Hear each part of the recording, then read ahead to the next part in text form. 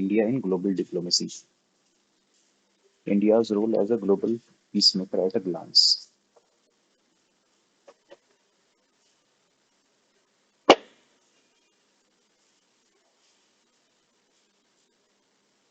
First of all, Path to Peace Summit on Ukraine, जो अभी अभी conduct हुआ है स्विट्जरलैंड में, aligns with India's consistent stance of advocating peaceful resolution through dialogue and diplomacy. India का position क्या है यूक्रेन पे? तो इमीडिएट सीज फायर होना चाहिए दोनों देशों के बीच में. India also calls for the humanitarian access to a conflict situation. India recognized that global order is anchored on law, UN Charter, and respect for territorial integrity and sovereignty. India believes in the path of dialogue and diplomacy to resolve conflict. So, global peacemaking in India's interest. पहला, global instability is a hurdle to India's goal of becoming a developed economy by 2047. Second, India as a potentially global player, India's peace mediation advances its net security provider role. तो जैसे ये कहना था कि this is not an era of war और India is not a land of Buddha, but India is a land of Buddha. So these are the stances of India. Similarly, India's contribution to promoting international peace. तो international piece को promote करना है तो उसमें क्या क्या India contribution है. तो सबसे पहला, voice of global south. India amplify करता है सदर्न वॉइस को as seen in its push to include the African Union in G20. India has conflict resolution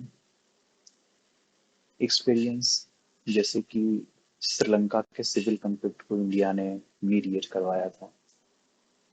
वैसे ही peace building through development, Africa में आईटेक प्रोग्राम और या फिर अफगानिस्तान में कंस्ट्रक्टिव वर्क जैसे कि सलमा डैम का कंस्ट्रक्शन, वहाँ के पार्लियामेंट का कंस्ट्रक्शन इंडिया ने करवाया था. तो ये सब पीस बिल्डिंग है थ्रू डेवलपमेंट.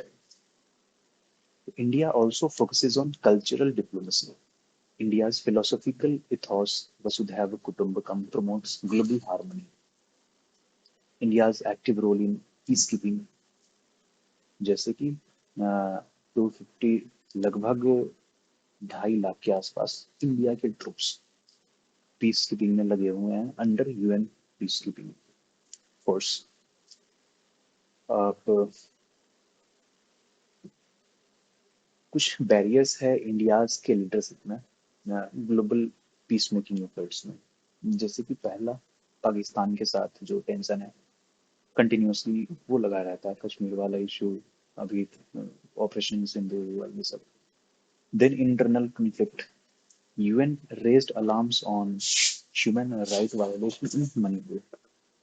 ऐसे ही रिसोर्स कंस्ट्रेंट भी है, जैसे कि domestic issues, poverty hamper the global peace efforts. उसके बाद इंडिया का टाई यूएस के साथ एंड क्वाड, ये दोनों फंसे. इन दोनों की वजह से जो ग्लोबल साउथ कंट्रीज हैं वो इंडिया को एक तरह से वेस्टर्न नेशंस का अलाई मानते हैं. Then compare to the US and UK, India's limited role.